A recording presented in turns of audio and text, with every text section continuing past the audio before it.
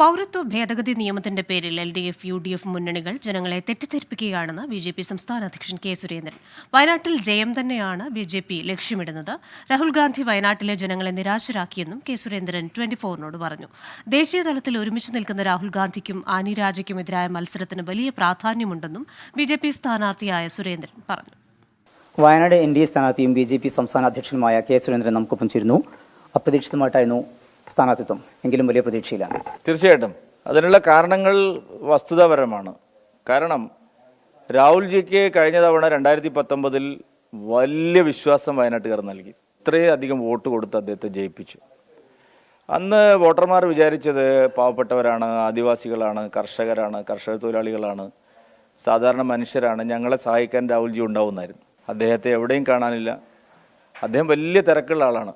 ഇന്ത്യയിലും പുറത്തും അദ്ദേഹം എപ്പോഴും യാത്ര ചെയ്യുന്ന ആളാണ്. അദ്ദേഹം ഇവിടേക്ക് തിരിഞ്ഞു നോക്കിയില്ല. വയനാട്ടിൽ കഷ്ടപ്പാടുകൾ മുഴുവൻ വന്നപ്പോൾ അദ്ദേഹത്തിനൊരു വയനാട്ടുകാർക്കൊരു MP ഉണ്ടായില്ല. എന്നെ സംബന്ധിച്ചിടത്തോളം ഞാൻ വയനാട്ടിൽ പ്രവർത്തിച്ച ആളാണ്. തൊട്ടടുത്ത ജില്ലയിലെ ഒരു 50 കിലോമീറ്റർ ഇപ്പുറത്ത് താമസിക്കുന്ന ആളാണ്. ആര് വിളിച്ചാലും ഫോൺ എടുക്കുന്ന ആളാണ്.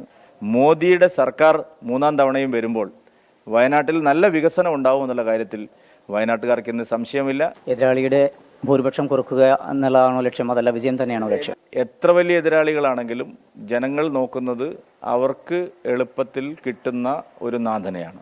അതുകൊണ്ട് ഭൂരിപക്ഷം കുറയ്ക്കുക, കൂട്ടുക എന്നൊന്നുമല്ല, ജയിക്കാൻ തന്നെയാണ് മത്സരിക്കുന്നത്. ദേശീയ തലത്തിൽ അവരൊറ്റക്കെട്ടാണ്. അതെ, അതുകൊണ്ട് ആൾക്കാർ ചോദിക്കുന്നില്ല. ആനി രാജ തന്നെ, ബഹുമാനപ്പെട്ട ശ്രീമതി ആനി രാജ തന്നെ പറഞ്ഞു, എന്തിനാണ് രാഹുൽജി എനിക്കെതിരെ മത്സരിക്കുന്നത്, നമ്മളൊരു മുന്നണിയല്ലേ. ആനി രാജയുടെ ഭർത്താവ് ശ്രീ D രാജ കഴിഞ്ഞ ദിവസം വയനാട് തൊട്ടപ്പുറത്ത് ഗൂഡല്ലൂർ പ്രസംഗിച്ചത് IND മുന്നണിയുടെ സ്ഥാനാർത്ഥി കോൺഗ്രസിന് വോട്ട് ചെയ്യണമെന്നാണ്.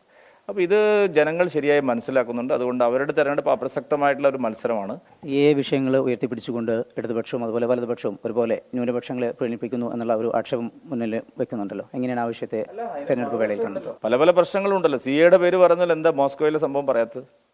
എന്താ ഈരാറ്റുപേട്ട പറയാത്തത്? എന്താ PFI ആക്രമണങ്ങൾ പറയാത്തത്? അപ്പോൾ ഇതെല്ലാം ജനങ്ങൾ തിരിച്ചു ചിന്തിക്കും. അതുകൊണ്ട് CA കൊണ്ടിപ്പോൾ വാരിക്കളയാമെന്ന് വിചാരിക്കുന്നവർ ജനങ്ങൾ അത്ര വിഡ്ഢികളല്ല എന്നാണ് എനിക്ക് പറയാം. നല്ല പ്രതീക്ഷയോടുകൂടി തന്നെയാണ് കെ സുരേന്ദ്രൻ പ്രചാരണത്തിന് ഇറങ്ങുന്നത്. കോഴിക്കോട് നിന്ന് മനു ദാമോദരനൊപ്പം സമീർ സി മുഹമ്മദ്, 24.